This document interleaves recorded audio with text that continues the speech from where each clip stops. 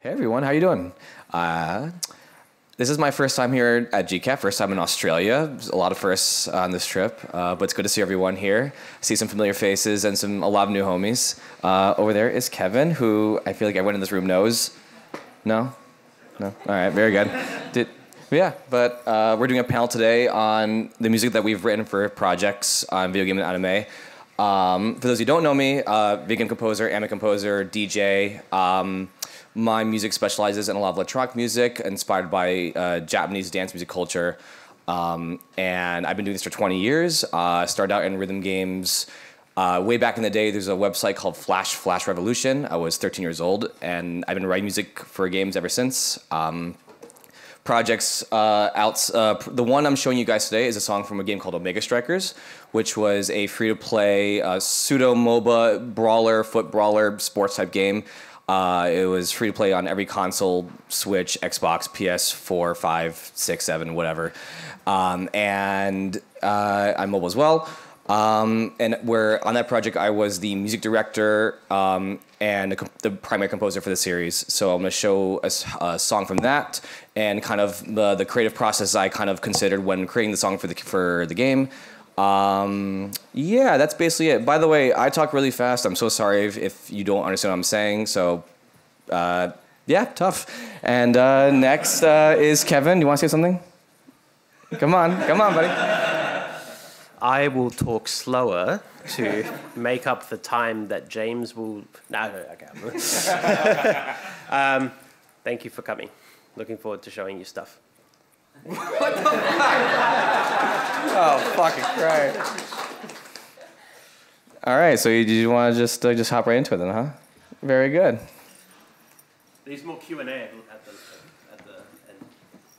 Yeah. All right. More Q&A. By the way, at least for me personally, if people have questions or thoughts as I'm going through things, because I go through things very fast, honestly, just raise your hand. Q&A or not, just don't be afraid. I like your hair. Thank you. Who said that? Oh, thank you. You know what? You too. You too. I had to check before I said it. All right. Let's plug this boy in. Do I have any assets? Well, I guess not. This boy, yes. I can drive a ship. Oh, we're crushing it. Yes, so today I will be showing a song from a game called Omega Strikers. And so one of the primary pieces of music that we'd write were character... Yes? I was sneaking behind you. This is going great, Kev. Kev, this is going so well. Kevin?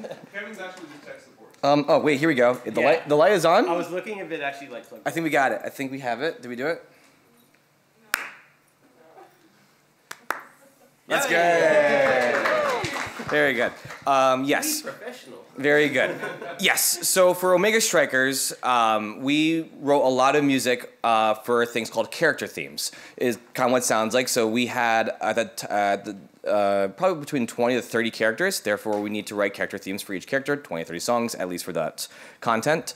And character themes were very ideal for many reasons. And, you know, because it was a way to kind of build lore. Without explaining too much about the game's creative design choices, because that's all a different conversation. You know, there wasn't much to tell players about the characters. You just had to kind of like games like League of Legends. Like if you wanted to find out lore, you could dig up lore. But for most people, you just pick up the game and play it. So we use character themes to create a build of narrative for the character through music. So this character I'm showing off, this character theme at least, is Finny. Finny was the kind of like trickster, jester, magical anime girl. And so for this song, we wanted to incorporate. There were three kind of musical pillars.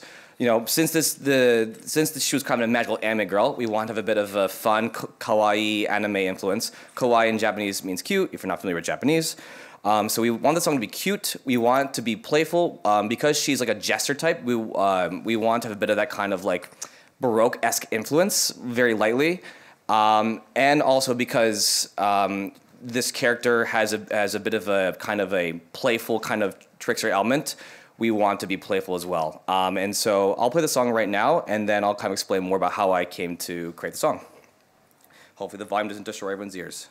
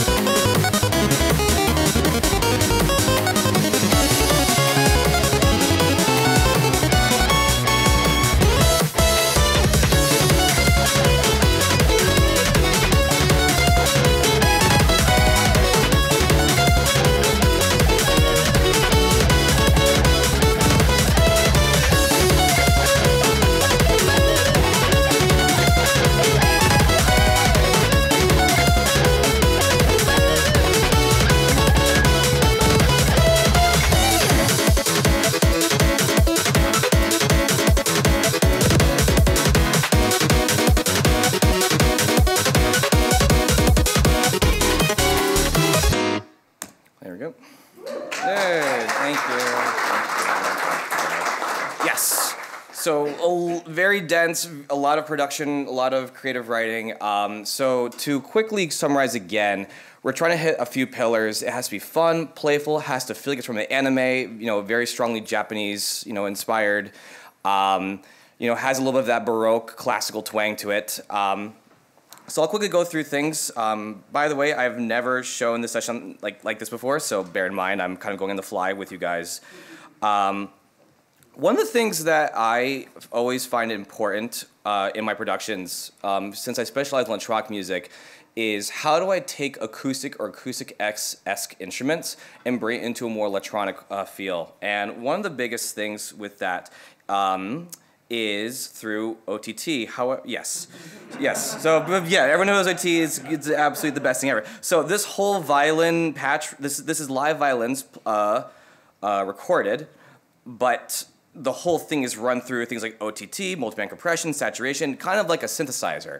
So when you get into that headspace of doing hybrid music, so to speak, you basically just want to start treating things like a synth, because sound is sound is sound.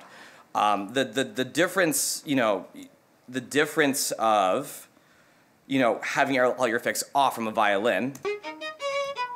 Right, sounds good. Right, it's good performance, but we want to bring it into a whole other space. So, did I delete it? No, just kidding. But when you turn it back on, and it may not feel immediate at first, but something like OTT just does wonders with that. Off. Just gives a little more sizzle, a little more bite when you're combining other sounds, like things like piano. Also very important, same logic. Another technique that I do is I'm combining different flavors of pianos to create something that is a hybrid of synthetic and acoustic. So this, this quote-unquote temp piano wasn't temp anymore, but, it's real-esque versus, say, something like the M1 cork piano, which is more of a dance piano you hear from the 90s. It's very helpful when you start layering things together. Oh, sorry, yes, question? For those of us that might not be familiar with what OTT is, can you explain that? I'm going to do my best it's a good question. I'll do my best to answer. So OTT is a multi-band compressor. Multi-band compression, I'm not the best person to answer that, but I'll be honest with you. But basically what it does is OTT will help, it basically rebalances all your honestly, I could be BSing. Kevin, can you help me on this? I don't know. It makes things better. It's a flavor of multi-band compression. If you don't know what compressors are, this is not the talk for that. I'm sorry. Compressors, they reduce the volume. Compressors reduce a threshold of volume to a certain ratio, and then you gain it back up if you want that. It's a whole thing. Multi-band then takes. It's a lot of, But so simply speaking, for those of you who don't want to go through the science of it, OTT basically, in my understanding of it, how I use it, it will. Over the top compression. Yeah, thank you. Is that what it stands for? Yes. Let's go. All right, thanks, buddy. Over-the-top compression. But in a lot of contexts, you want compression because a lot of dance music, especially, it uses compression everywhere in it. Again, different conversation, different panel on how compressors work and how you use them musically. Sorry. No, you know what? Don't be. Keep it coming. But yes, OTT is on everything though, in a lot of my sessions on some level, though. Like, so even here, this thing's big. By the way, this is a free plugin. You can get it online on xforrecords.com. And pro tip, if you're going to use OTT, you don't need to use the 100%. You could just use a range of 0 to 25 or 50. I'll just show you the difference maker. Like here it is at 25. It's going to just fill the whole, it's way too squashy, way too thin-esque. So finding a nice value, I picked 25 here because why not? Just brings a little more sizzle out of it. Right? Yep, that's the wrong one. It's just a little bit, without it, it's just a little bit, I don't know. I don't have the right nice buzzword here, but flatter. Yeah, it's a little duller. So OTT, just really amazing when you're bringing sounds to kind of together, gives a little more pop. And it's all over the place. Is it on my accordion too? No, did I run them out? No, we'll never know. I did. We'll never know. Another fun thing to do also when you're doing a little bit of sound design or doing fun things with acoustic instruments if you're able to, it's changing the ADSR, your attack, decay, sustain, release, or envelopes of your sounds. So for this glitch piano in the beginning, it sounds a little more synthetic just because we're changing the literal amplitude shape of the literal sound. If I bring this back, like, because I've slammed here, the release is now 0. Like, that's not common in most instruments basically ever. But if we bring it back to a normal release, right, we're playing some crazy piano through MIDI, but ultimately with release being at 0, it just feels more synthetic, even though it is a piano sound. A lot of Japanese producers do this sort of technique of using a lot of short releases, if not no release at all, no attack at all. So it has a bit of that punchiness, like a synth. So these are different techniques that I've used in many different contexts like this. Right? Still feels acoustic, but it's not anymore. I'm almost positive, just by the name I used here, EDM harpsichord was probably a preset that I used, because I probably just ran a harpsichord from Kontakt with, you know, some OTT, some saturation or compression. Right? It's still a harpsichord, but there's just a little bit of processing in it just to kind of bring it all together as we combine all these different elements. Yes, so that's basically the basics at least of this phrase of the. Yes? Ooh, yes. Question? Someone? Hand? Yes. Quick question. If maybe you're about to talk about this anyway, but yeah.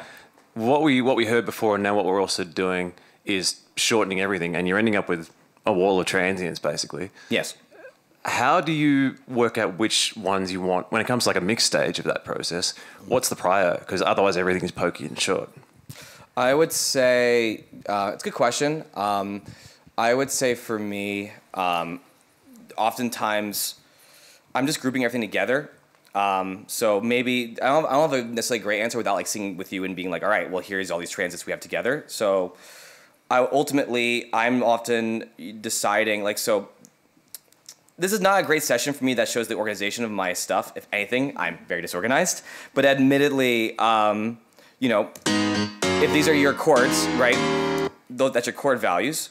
This would be your, this would be your chord values with a harpsichord. You have your bass, right? And then obviously then your drums, your chiptune. Your chiptune is also chord value. I guess if I answer any question, like, for me, when I've been this style producing, I have not come across a lot of transits that get in the way, at least in my opinion.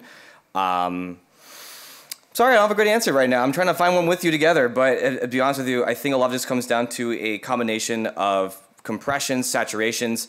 My philosophy of production is just think like a producer, like an EDM producer, and a lot of EDM producers just blast the shit out of with compressions. That's really the answer. You're cranking the compression up, you're cranking the saturations up. You know, I have a drum bus on a violin. You know what I mean? Like at the end of the day, I'm just pushing things through to just get a certain color or timbre. You know, I'm more of a more type of person when it comes to processing, for better or worse. I don't know. I'm curious what you do because I don't know what you do, but we'll find out. We're gonna find out. We're gonna find together, aren't we? Now, very good. But to simplify here, when I was writing this song, I started the song with the piano pieces, the piano element of it. That's why I have temp piano. That then he stuck there. But ultimately, I'm trying in the very beginning phases of my production. I'm always trying to find out like the orchestration, or in this case, the production of what the textures here are going to be. So we're going to have things like, again, it's like, okay, I want Baroque, so I want a violin. I want to have some kind of playful funness, some kind of kawaii type of texture, so I was like, okay, let's try chiptune. And already with those two instruments, it already creates a whole new context, you know, for the whole thing. Even without, like, even just adding a chiptune line on top can bring a whole new space to a song. So even without chiptune, right, the song is still there, but once you add chiptune, it just has that little bit of shimmer to it to kind of make you feel like you're in a whole new gamified space. My philosophy of production is it doesn't take much. Less is more. Simple ideas and less is more will get you to the result you probably want. Kind of going to the next phase of the song, which is basically the verse, 8-bar verse played again. I was like, all right, well now I have the beginning context of the song production, but now if I want to make it more anime, my philosophy of a lot of anime music is guitars. Guitars everywhere. So in the Omega Strikers soundtrack, pretty much every song ever has some kind of rock guitar in there. Just, not much, but just enough to at least lift it into an anime-esque space. So with this guitar that my friend played, right? So now we add all those elements of the lead.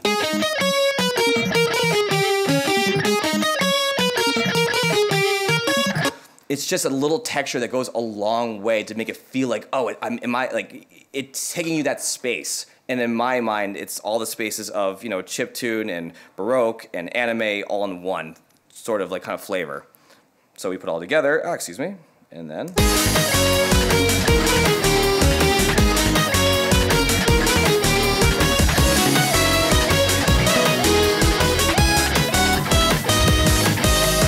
Right? Even the rhythm guitar now, it's not necessarily heard, but it's there. It's very subtle, but those textures mean a lot to me in the long run. Knowing that there is a guitarist in the background playing it just helps lift the whole thing up to a more anime type feel with if I turn it off versus turning it on, lifts it up a little bit. Right?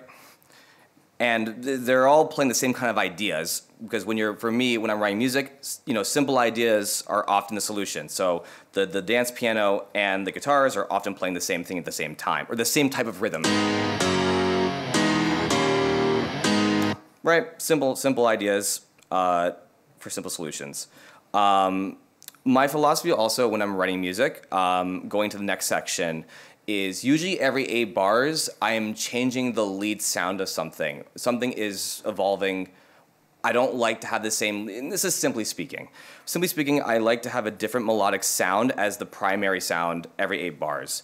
So that's why, for example, you have a violin in the first part as the focus with the chip tune, and then we're laying that with the lead on there on top, the next 8 bars.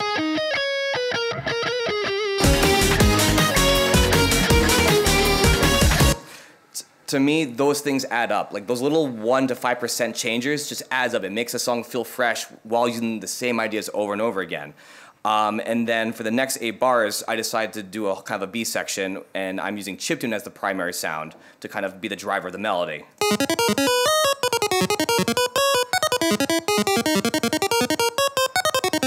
Right? So you have the whole...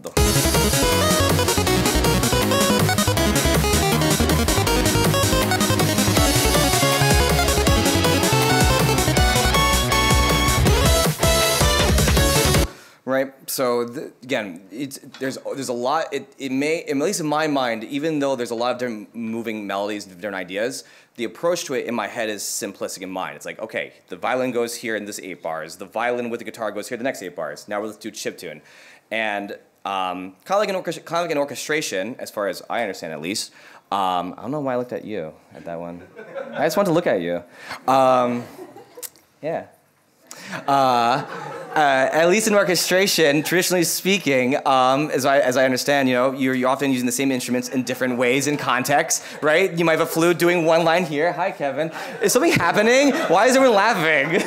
Okay. Anyway, this is great. This is going great, Kev. I can't wait for your turn. I'm having a great time. Oh, good. All right. I've done nothing. When do you go on? Oh, everything's falling. This is going so well. Point being, simple ideas, violin here, guitar there, chiptune there, and you're reusing the same instruments over the whole piece of music, right? So the chiptune will do a melody or texture of a melody in the first part, and then I'm using it more of a full-on, I guess, arrangements, it's doing all the bass, the chords, and everything else in the next part, By the way, for people who don't listen to a lot of chiptune, back in the day when you wrote chiptune music or NES era type music or 8-bit music, you only had a set few amount of channels, 3 channels, 4 channels, 7 channels if you're a nerd in different contexts. Point being that in order to create chord values back then, you had to find creative ways to create chord values. So you couldn't just use full chords because that would, you'd be using too many channels. So you have to use arpeggiations or some flavor of arpeggiations. So that's why when you're writing chiptune, more authentic chiptune will sound it will sound more authentic if you are writing things in that style, in a sense. So that's why even though the melody is present, the melody also has to do the legwork of the chord values arpeggiation.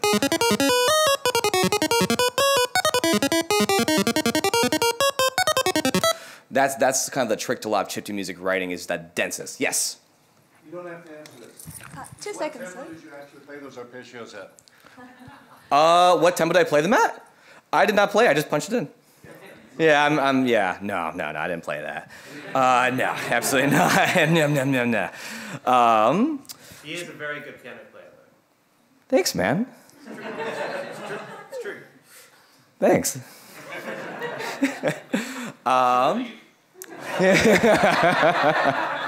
Oh my God.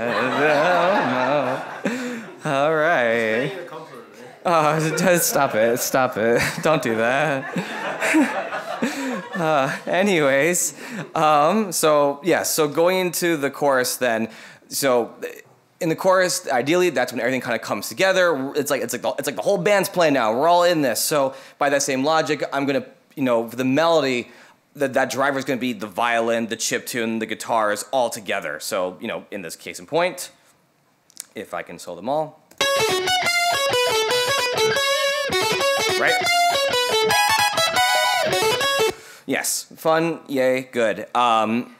So, I'm not sure exactly what to speak on the chorus other than what I've already said before, but I think one sneaky thing that I did is in the same philosophy of what I did in the verse sections of change things up, because we have 3 different instruments playing the same melody. But so what I decided to do that for the next 8 bars is to change the volume automations of those instruments. So even though it's the same 3 instruments again, the volume is going to make it feel, the volume change is going to make the melody feel different. So, right? That's the first version of the texture, and then the next time I have the guitar leading up to it. And you may think it's so subtle, but to me those subtleties will add up. It goes a long way in feeling different. Because otherwise, it's really just Control-C, Control-V. I didn't do that much different of the whole thing.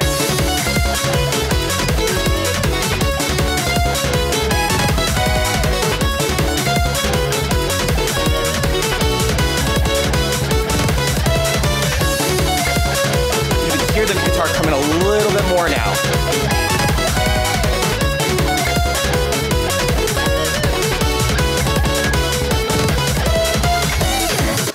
So that's kind of the idea. Little things do add up, and you don't.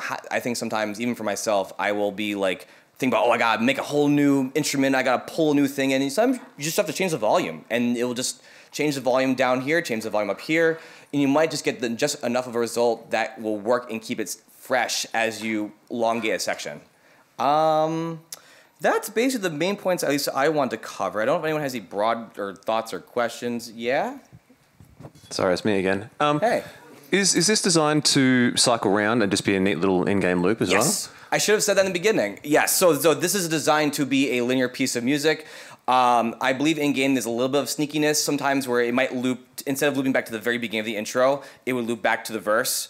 And technically the in-game play version, I think I added guitar on the second loop around, but for simply sake of conversation, that's I don't have that here.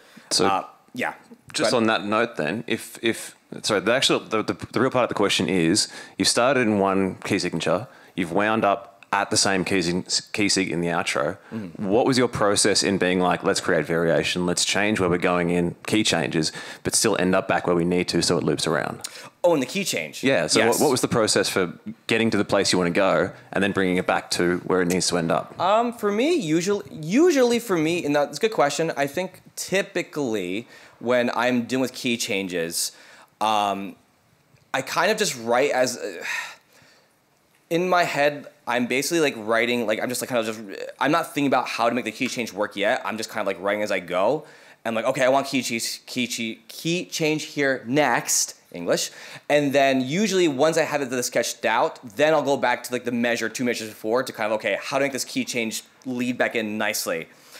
Because like I think right here I have in the last bar, I kind of cheated a way out. Right. And in game, there's a better version that kind of ties the intensities a little nicer. But in essence, that's how I approached it. It was like, all right, well, if I want to go back to this section, but I'm in this vibe right now, my answer to that in this case was, let's just take the measure before of what this would be. Like, what would be the measure before that? And then move that to the last measure of the previous section. Does that make sense? Because in this case, because the violin is the lead in the verse section, I was like, all right, well, I need to have some way to bring the violin back in before the verse starts again. So it's a lot of that kind of stuff where it's like, okay, the thing is at the verse, so I need to compensate prior to bring it back in where it's not as jarring if you don't want jarringness in your sound.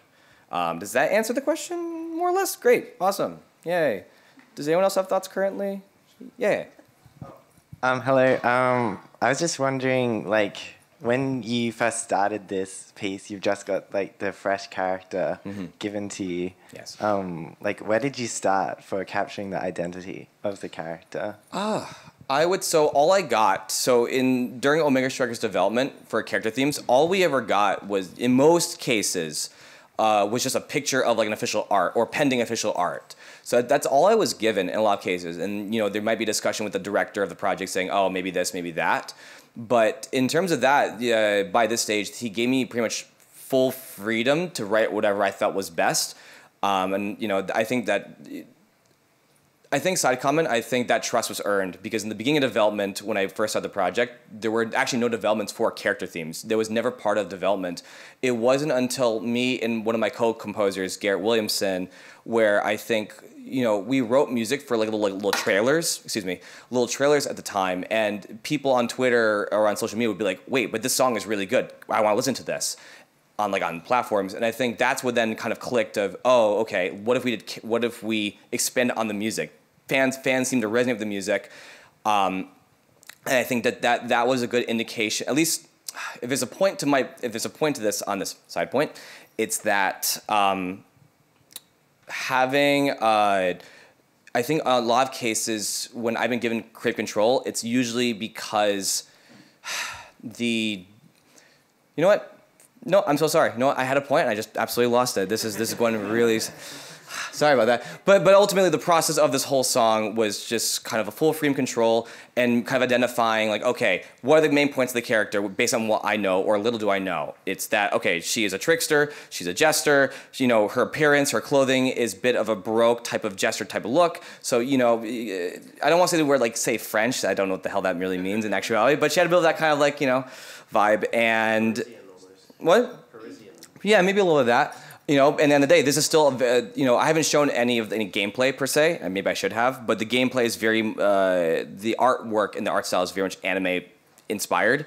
So it's just, as silly as it sounds, it's like, okay, great. Violin means Baroque. Chiptune means fun. So on and so forth. Guitar means anime, and I find that as I write more music in my career, that's typically the same approach I have when I want to combine different ideas or hybrids of things. Because I feel like a lot of directors on projects will be like, great, we want this, this, and this. And you're like, what the fuck does that mean?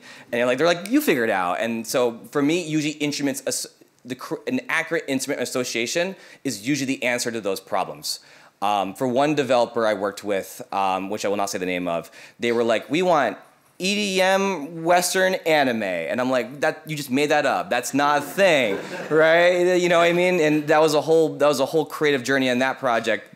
And in that philosophy, it was like, great, EDM. So I'm like, I guess I'll add EDM drums and maybe EDM bass, right? Okay, but it needs to be Western, so let's have guitar, some twangy guitar playing. And it needs to be anime, so I had to, you know, incorporate different like, you know, chiptune or certain like synth bell sounds you'd find in the 2000s, like the Triton, the Korg Triton has a lot of great bell sounds, or even the M1. So in my philosophy, when you're given a prompt of different like what feels random words for a song, an instrument I think solves that answer in a lot of cases. Yes. I might ask if we could move on to Kevin's part of the talk, because we're running out of time, surprisingly. Wow. That's great. And then we can move on to a Q&A after, so that Kevin also gets a chance to speak. Q&A, I can tell. Perfect, mate. Well, yeah. Perfect. Thank you.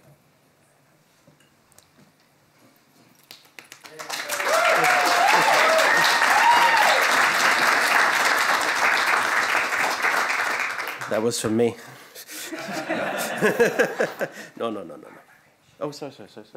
Nope. Very good. All right, does this work? Yes, kind of. Let's go up. So do not. Whoa! No. Yep, great. It's kind of interesting, like, actually seeing how similar we do actually think about it, but just go about it in completely different ways. So not at all. Yeah. Yeah. Good.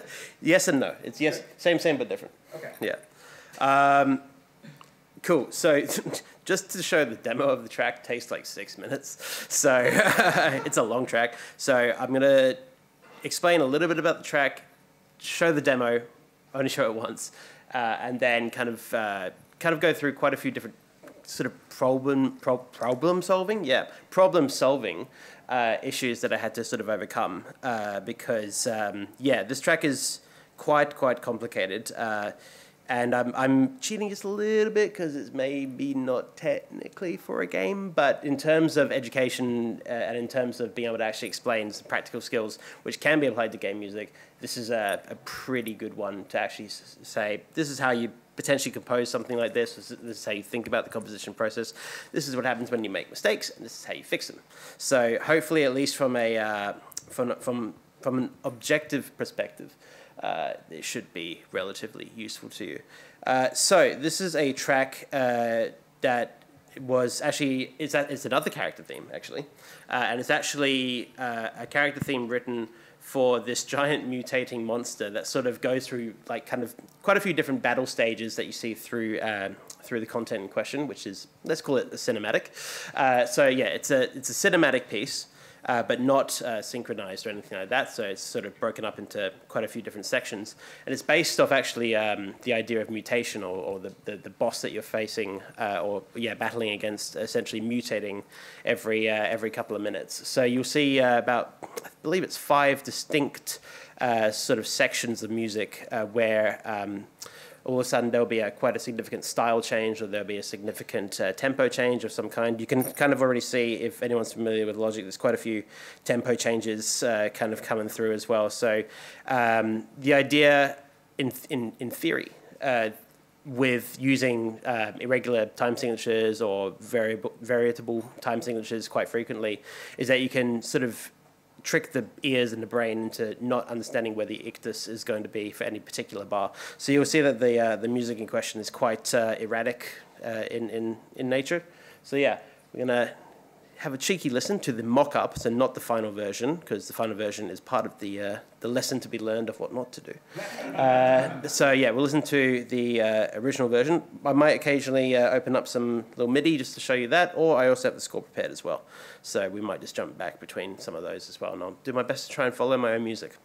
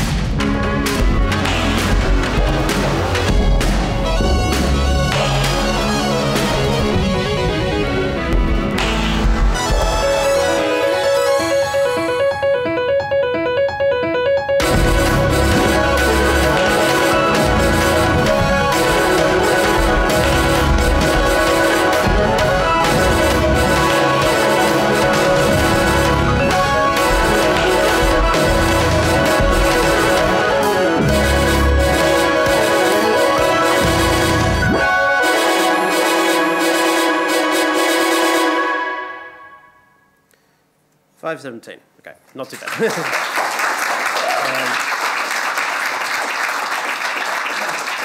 So, like I said at the start of the segment, basically, as you can see, and hopefully hear now, quite a eclectic track in a objective way, hopefully. But yeah, basically quite a combination of electronic sources, of orchestral sources, and just going back to what James was talking about in terms of thinking of it as sound on sound on sound. A lot of my composition, especially nuts stuff like this, essentially, I'm peak COVID crazy, but yeah, we can give it away. But yeah, this is what happens when you have too much time on your hands. But yeah, when you're doing sort of slightly crazier stuff, and especially if it's electroacoustic, way that I think about it at least is essentially thinking of every single instrument being in the same performance space. So it might be an orchestral instrument, might be an orchestral group, but it might also just be some sort of electronic idea that then could be orchestrated using other electronics or other orchestral elements. That could be quite interesting, or hopefully quite interesting.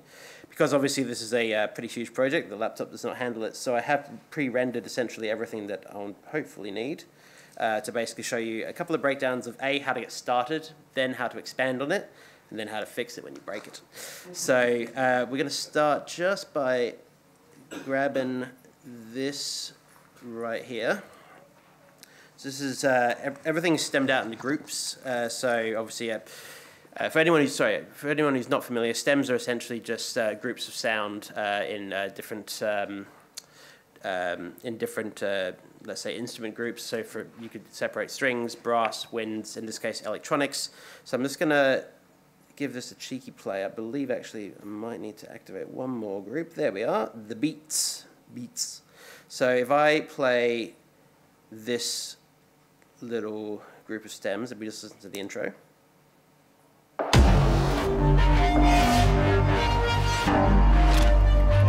Better if I just use the beats.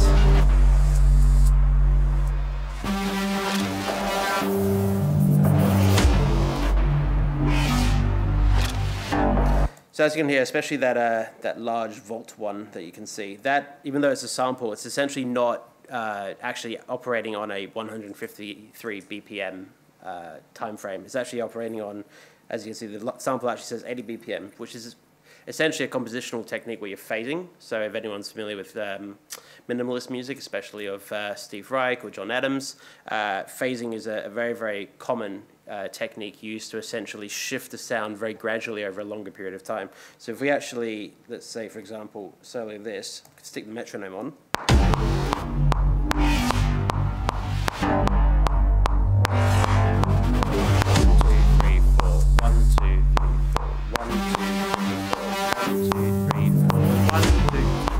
So it's constantly off, and it will actually continue to shift off as well.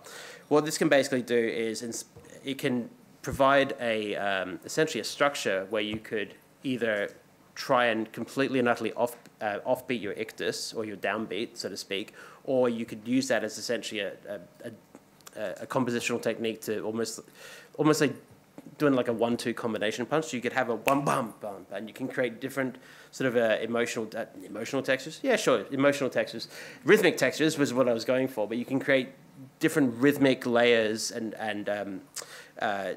different things to catch the ear, which could essentially, I mean, it could be confusing in hopefully a fun way, but if we actually combine, for example, all the beats together, you can see that there are different hits.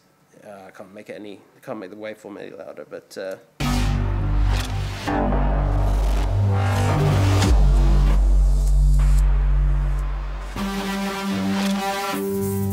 you know, like little clicks and things like that. Again, just almost to stabilize a rhythm that's already technically destabilized. But you could put that over, let's say, an orchestral element that, let's find our strings. There we are. So if we have quite a consistent string rhythm here, let's solo that for a second.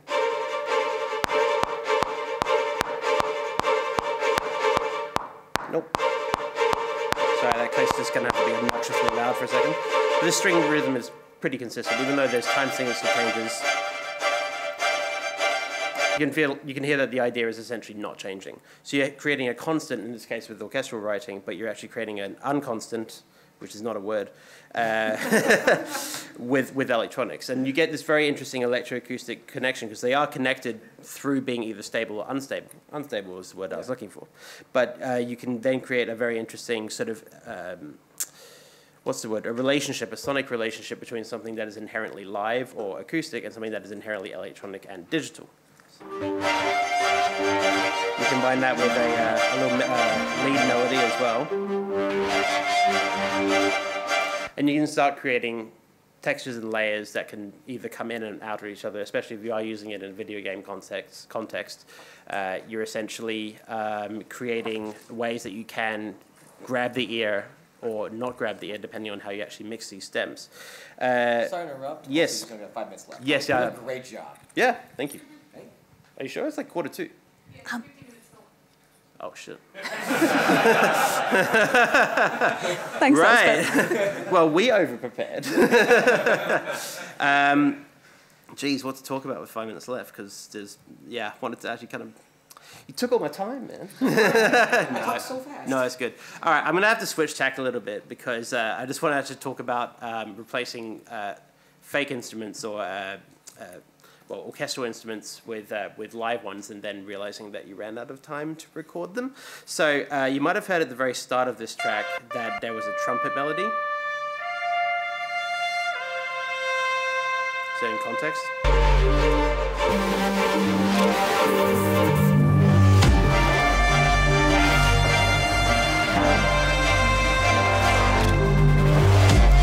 So that was to be recorded, as you can see, by the painstakingly created score. Yeah. And then we ran out of time and didn't record it. So I had to go back to the drawing board and essentially try and find a way to have a functioning trumpet or a functioning... And we also didn't record the bloody strings. But we had to find a way to create a way that... a functioning version of a trumpet, important trumpet melody, and a very important string ostinato in some sort of digital world. And just to reiterate what James was talking about in terms of just sound is sound, if you can find something that functions in a similar way, but maybe doesn't try to express itself in the same way, you can find some very interesting results. So this is both problem solving, and it's also maybe just a little bit of ways to... you can think about sound in potentially a different way.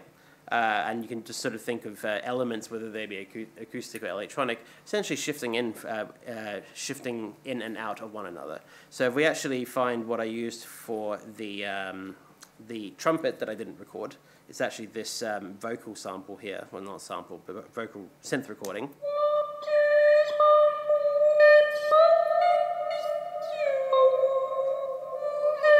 And then the strings become this.